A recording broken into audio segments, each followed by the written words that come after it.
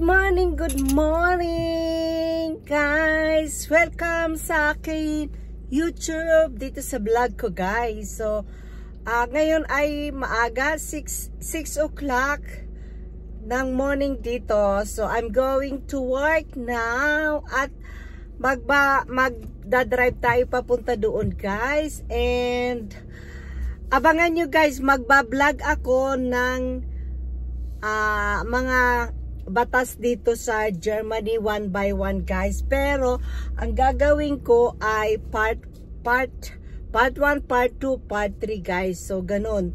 Kaya para alam nyo ang mga law, what is law in Germany. So guys, magdadrive tayo ngayon. So regarding the weather here is okay na weather dito. It's going to be summer soon. Kaya medyo hindi na siya guys mainit. So ayan guys, ako'y lalabas na dito sa aking garage. So, morning, I'm going to drive going out to my basement. So ayan, kita nyo guys, ang ganda ng weather dito. So ayan guys, may araw. Siyempre guys, malamig pa din, pero hindi kagaya. Ilang degrees ba dito? 18 degrees. So okay lang yan, maganda siya. Diba guys? So mag-start tayo guys ng video muna sa mga bata, sa mga baby. Habang nagdadrive ako, yan, para makasalita ako guys. So ngayon guys, magsalamin tayo guys kasi ayan o, hindi ako allowed na mag-drive na walang salamin. Kasi pag nagkaroon ako ng accident at wala akong salamin, then it's my fault. So, mag-impesa tayo sa mga baby. Ngayon, ang batas dito pagka ang isang babae ay nagbuntis at nagka-baby. So, ang babae, halimbawa, nagwo-work si babae guys, you are allowed to work here until 8 months pregnancy. Yeah?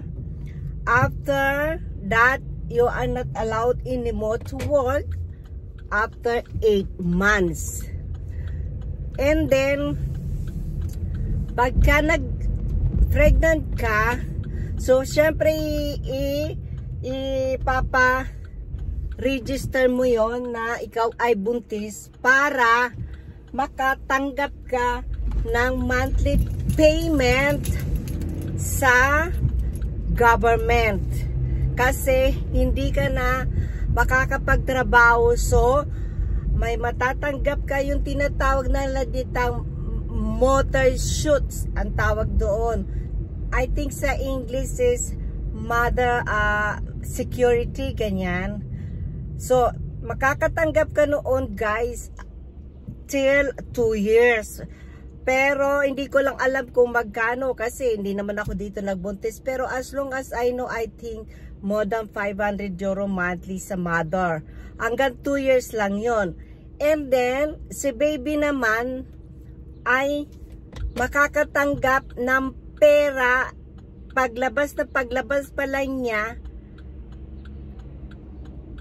Mag-start na siya makatanggap ng monthly payment sa gobyerno si baby, no? So I think before ang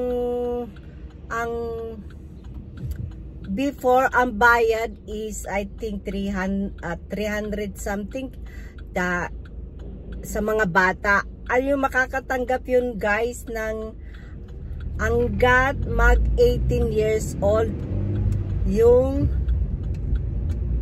bata. Ayan. Kaya dito, masyado dito sa Germany na ang social life dito, grabe. So ngayon pagka nag 2 years na guys, si baby, between 2 or 3 years na si baby, pag si mother gustong magtrabaho na, ay mayroon ditong, wait lang, mag-concentrate tayo sa driving. Mayroon dito guys na ipapasok, dadalhin mo siya, ipapasok mo siya doon sa childcare, pero babayaran mo sila doon ng monthly.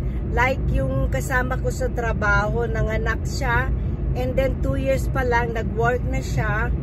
So, ang binabayad niya sa childcare is 500 euros something monthly. Kumbaga, hindi, yung sobrang mahal guys. Tapos, nag-work na siya pero hindi siya full-time job. Nag-work lang siya sa amin ng 6 hours every day kasi kailangan niyang kunin si baby after 6 hours. So, ganun dito ang mga bata. Pero, the more na mayroon silang pera na tatanggap sa gobyerno, si mother at si baby, the more naman sila na ayaw mag-anak. So, ang mga tao dito guys, ang talagang pure German, na walang, pure talaga na walang halong foreigner, nag-baby lang sila dito guys ng mga 1 or 2 baby. Kasi, ayaw nila ng madaming anak dito. Kaya, kasi guys, dito, ang gusto nilang buhay dito is luxus. At saka isa pa, hindi dito uso ang katulong dahil you cannot pay the babysitter here. It's very expensive kasi in Germany payable ka per hour, not monthly, sondern per hour. Kaya yun lang guys ang aking vlog ngayon sa baby, mother and baby. So kasi guys, dito ang mga bata dito guys, dito sa Germany, ang baby dito, ang bata, napaka-importante kasi next generation sila guys, magbabayad sila ng tax. So pag walang baby dito sa Germany, walang magbabayad ng tax for the next generation. Kaya ang baby dito gold. Kaya sila, nagwe-welcome sila ng mga foreigner here, kagaya ng Turkey, ng Russia. So in Germany, siguro mga 40% na lang ang mga German dito, tapos 60% puro foreigner. Kasi guys, dito sa Germany is bubuhayin ka ng gobyerno pag wala kang trabaho, libre bahay, libre lahat sa mga bata. So kaya yan guys. So ngayon guys, dyan muna tayo hinto at sinabi ko lang sa inyo ang law na about sa mother and the baby. Yeah. So the next video guys, abangan nyo, magpa part 1 part 2 tayo. Okay guys, thank you for watching and nice days po. Have a nice days to everyone. And shout out na lang sa lahat ng aking mga friends sa YouTube. Pag-a-active na naman tayo guys sa YouTube. So, kahit busy-busy tayo, makapag-upload lang tayo na once a week is enough because we are working.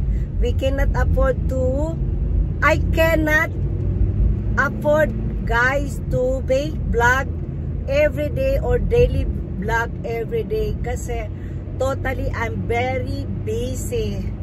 So guys, that's all for today guys, and thank you for watching. Bye.